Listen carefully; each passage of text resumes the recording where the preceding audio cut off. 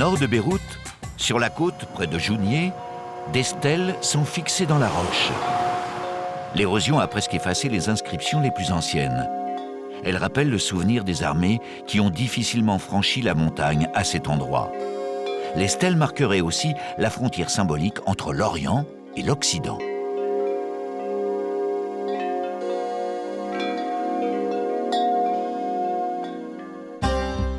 Pour avoir une vue d'ensemble sur la ville de Jounieh et sa vaste baie, le mieux, c'est de prendre de l'altitude.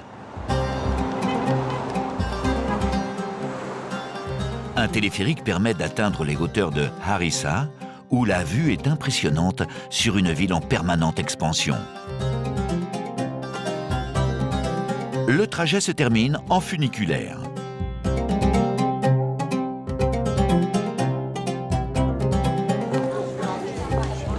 Ici, à près de 600 mètres d'altitude, les Libanais de toutes les confessions s'associent pour rendre hommage à la Vierge du Liban. La Vierge ici est vénérée par les musulmans comme par les chrétiens.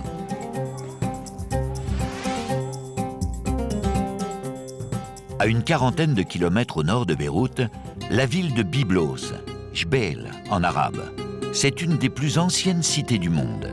Les premières traces de présence humaine remontent au 5e millénaire avant Jésus-Christ.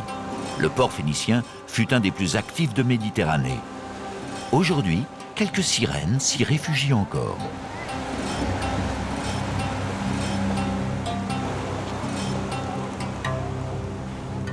Dans la partie médiévale de la ville, 2 édifices ont été bâtis au XIIe siècle, l'église Saint-Jean-Baptiste et le château des Croisés.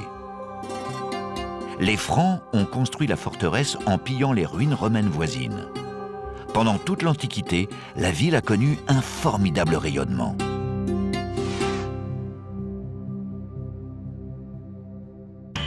Certains chercheurs poussent leurs investigations beaucoup plus loin dans le temps. À 800 mètres au-dessus du niveau de la mer, des morceaux de calcaire sont extraits d'une carrière désaffectée.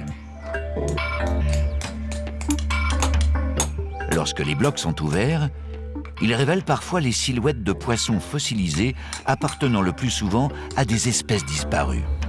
Pierre Abissaad est paléontologue. En fait, c'est le seul endroit dans tout le Moyen-Orient où on trouve des poissons fossiles. Il est très connu grâce à la conservation des poissons fossiles. Ils sont les meilleurs dans le monde. Puis, la variété des espèces, où on peut trouver plus que 20% des espèces répertoriées dans le monde. Et puis, leur âge, 100 millions d'années, c'est le milieu de l'époque des dinosaures. Ces fossiles de poissons prouvent que le fond de la Méditerranée a été soulevé par la montagne en formation.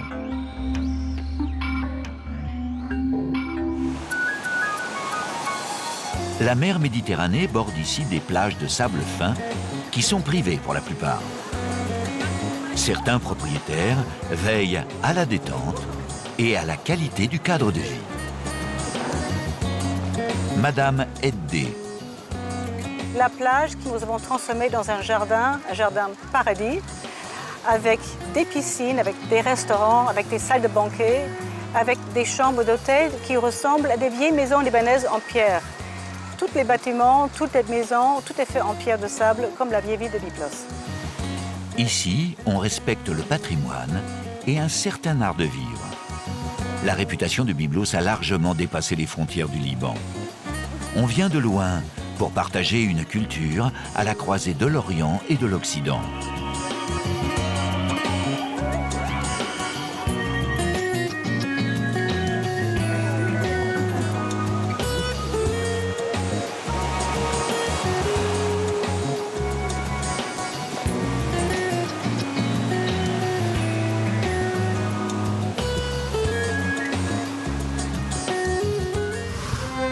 Vers le nord, la plaine littorale se rétrécit, coincée entre la mer et la chaîne du mont Liban, et puis soudain, elle s'élargit avant l'arrivée à Tripoli, la seconde ville du pays. Le nom Tripoli vient du grec et signifie « trois villes ». En effet, la cité fut le centre d'une confédération phénicienne qui regroupait 3 populations d'origines différentes. La citadelle qui domine la ville fut élevée à l'initiative du comte de Toulouse au début du XIIe siècle, quelques années après sa participation à la première croisade. Tripoli est fort différente de Beyrouth. La capitale offre le visage d'une ville cosmopolite. Par sa circulation, sa tour de l'horloge par exemple, les deux villes ont quelques points communs, mais Tripoli est plus arabe, avec une architecture caractéristique. Une influence qui est encore accentuée lorsqu'on parcourt le souk des bijoutiers, le plus important des souks encore en activité au Liban.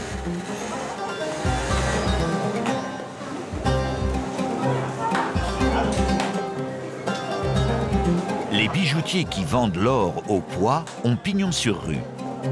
Mais ils n'ont pas le monopole du négoce. D'autres artisans sont installés ici depuis longtemps, comme les savonniers. Dès la fin du XVe siècle, on vendait du savon à Tripoli dans un souk spécialisé.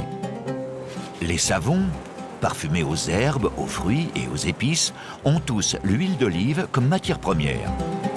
Les savons sont entreposés dans un endroit très sec pour évacuer l'eau qui a servi à la fabrication.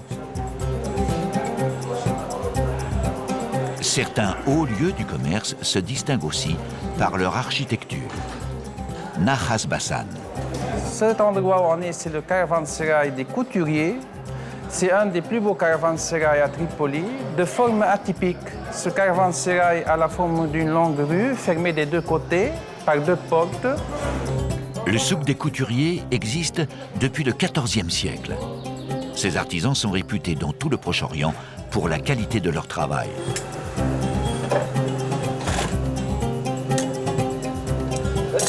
Les Libanais sont de grands amateurs de narguilé. On en trouve partout et la technique est immuable. Avec cette méthode, on le met un peu sous le robinet et puis après, on place du charbon dessus. Le tabac humide est modelé. Ensuite, on pose sur le tabac des charbons incandescents.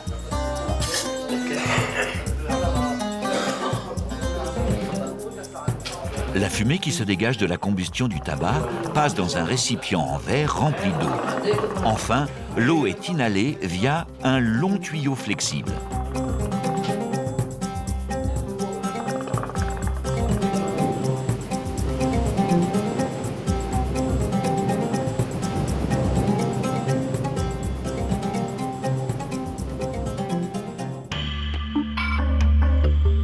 Sur les contreforts du mont Liban, la route est balisée de sculptures à l'approche du village de Rachana.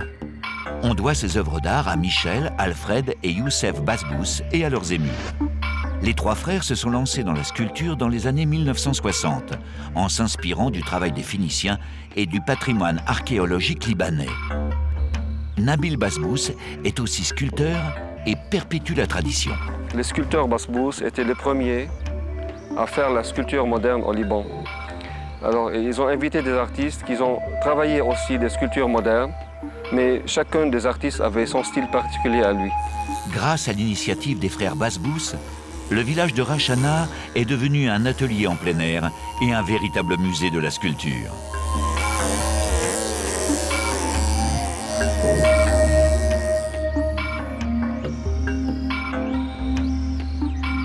La montagne, elle aussi, est une sculpture, même si les proportions sont tout autres.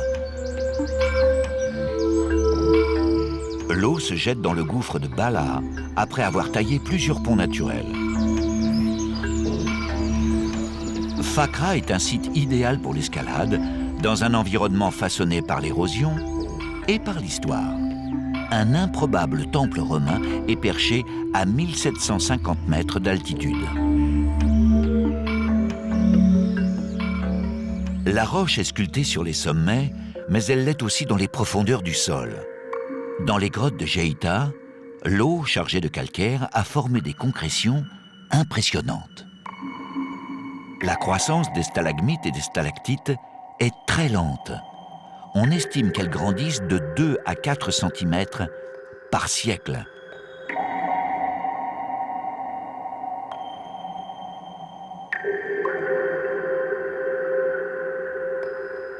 L'aspect de la concrétion varie selon le mouvement de l'eau. Lorsque l'eau suit la paroi, elle forme une draperie de calcaire. En revanche, lorsqu'elle tombe, goutte à goutte, elle dresse des colonnes verticales. Une rivière a creusé dans la montagne une profonde entaille, la vallée de la Kadisha. Dès les premiers siècles du christianisme, la vallée fut habitée par des chrétiens qui appréciaient son isolement. Plus tard, les chrétiens s'y réfugièrent pour fuir les persécutions. De nombreux monastères furent construits, comme celui de Saint-Antoine.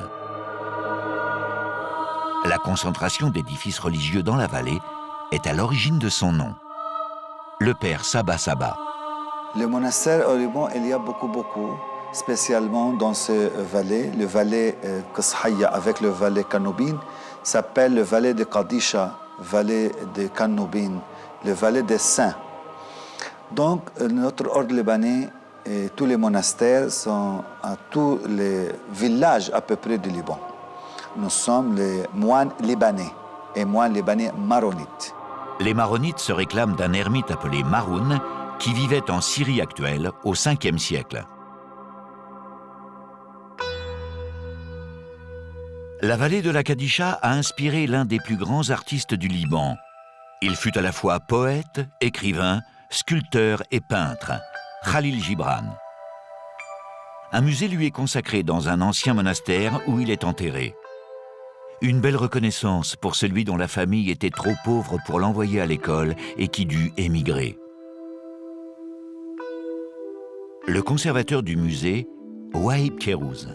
Créer un nouveau monde, être visionnaire, savoir quelles sont les dimensions essentielles de l'être, parler de ces dimensions, dimensions constituantes, dimensions existentielles, dimension physique, dimension supra- ou métaphysique à la fois, que ce soit dans ses écrits comme dans ses peintures, Gibran a eu dans tout ceci une grande influence, à tel point qu'il y a quelques chercheurs actuellement qui le qualifient du prophète de Al-Hadatha ou la modernité.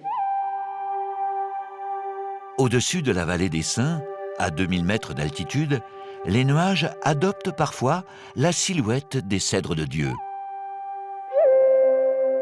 Cet arbre doit sa notoriété millénaire à son bois imputrescible. Les Égyptiens utilisaient son huile pour la conservation des momies.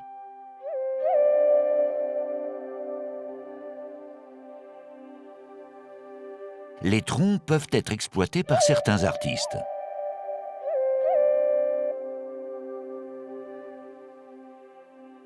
En voyage au Liban, le poète Lamartine déclara « Les cèdres savent l'histoire de la terre, mieux que l'histoire elle-même. »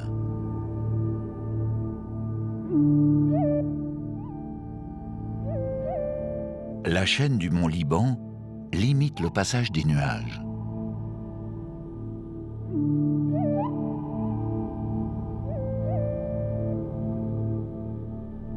La chaîne de montagne mesure une trentaine de kilomètres en largeur. Son altitude permet, en hiver, la pratique du ski alpin.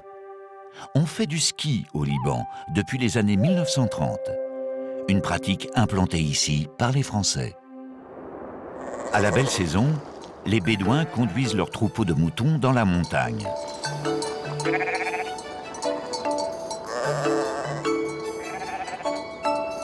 Il faut rassembler les animaux pour la traite. L'opération se déroule selon une méthode très simple.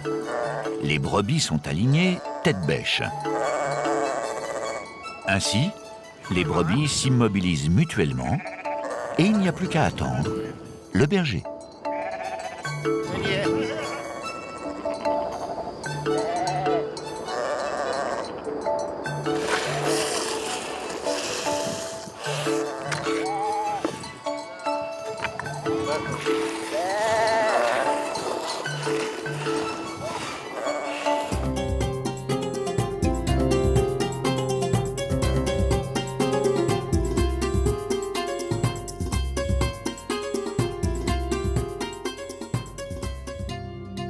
Derrière le versant oriental du mont Liban s'étend la riche plaine de la Béka, qui fut un grenier à blé dès l'Antiquité. Entre le nord et le sud, la plaine a toujours été un axe de communication stratégique. Les montagnes de l'Anti-Liban se profilent à l'est. Elles donnent un cadre grandiose à la ville de Baalbek.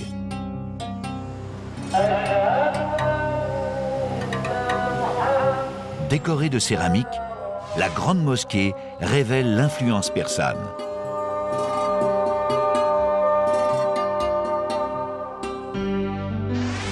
Même la plus grande pierre taillée au monde semble bien dérisoire à côté de l'extraordinaire site archéologique de Baalbek. Au départ d'une cité phénicienne, les Romains, à l'apogée de leur puissance, ont édifié ici l'une des villes majeures du Proche-Orient. Le temple de Jupiter ne compte plus que 6 colonnes, mais ce sont les plus hautes du monde antique.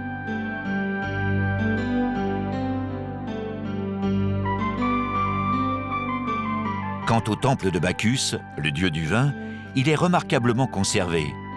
Il est souvent considéré comme le temple le plus richement décoré de tout l'Empire romain.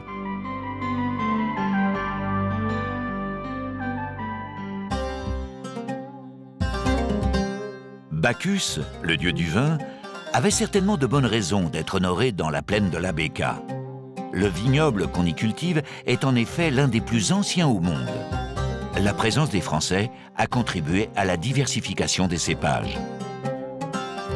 Autour de Zalé, la localité principale de la Béka, plusieurs exploitations viticoles jouissent d'une grande notoriété.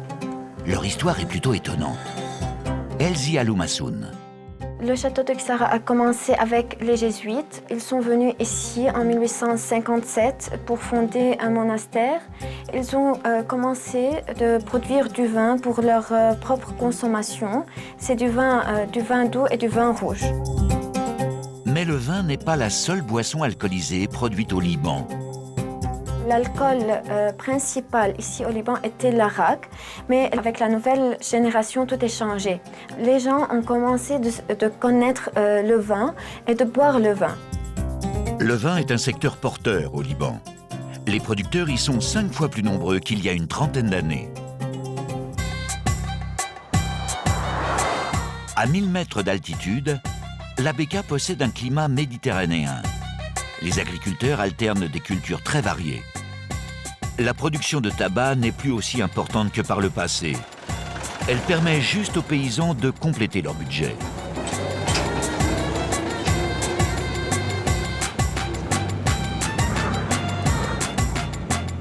La rentabilité des exploitations agricoles est bien meilleure dans la plaine de la Béka que dans le reste du pays, car les terres ont été enrichies par les alluvions accumulées dans la vallée. Les fruits et légumes assurent plus de 80% de la production agricole libanaise.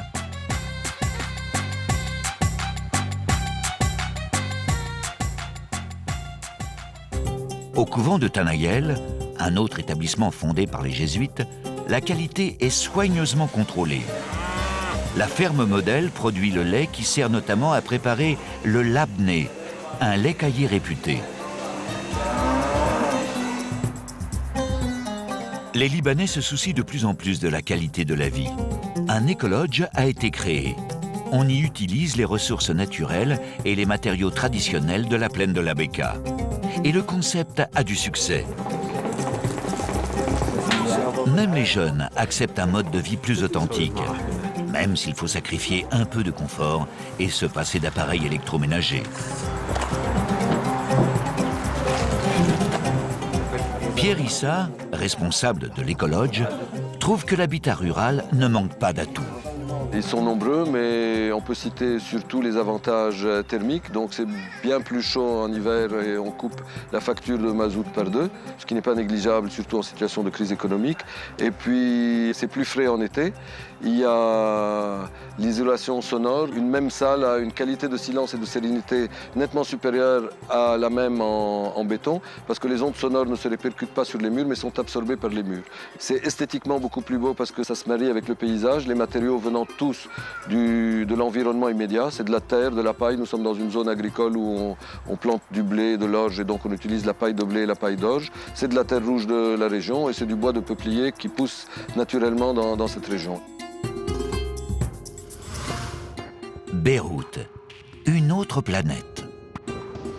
Dans la capitale, La journée se termine et ce jour-là, spécialement, on se prépare à faire la fête. On se retrouve en famille pour s'amuser au Luna Park, à l'extrémité de la Corniche, le plus ancien parc de loisirs du Liban. Toute culture confondue, la fête prend le dessus.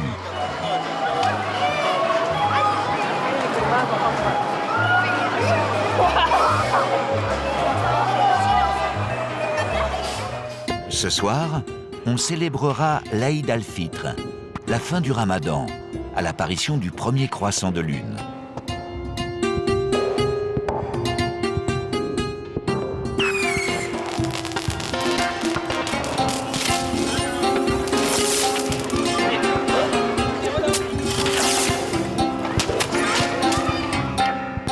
C'est la fin du jeûne et des privations pour les musulmans. La vie va reprendre son cours normal. Une nuit de réjouissance commence. Beyrouth vit intensément toutes ses nuits autour de la table et du fameux mezzé, un assortiment de nombreux plats, véritable institution au Liban.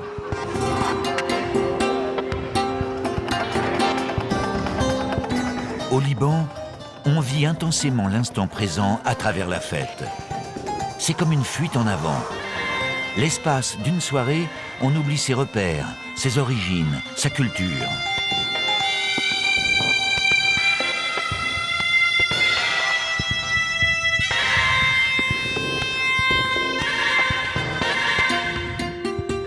Dans un tourbillon hors du temps, on perd aussi la notion de l'espace et des frontières.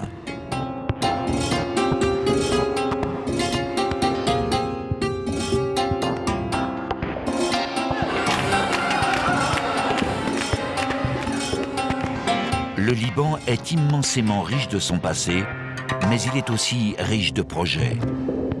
Il repose sur un fabuleux trésor, un trésor de vie.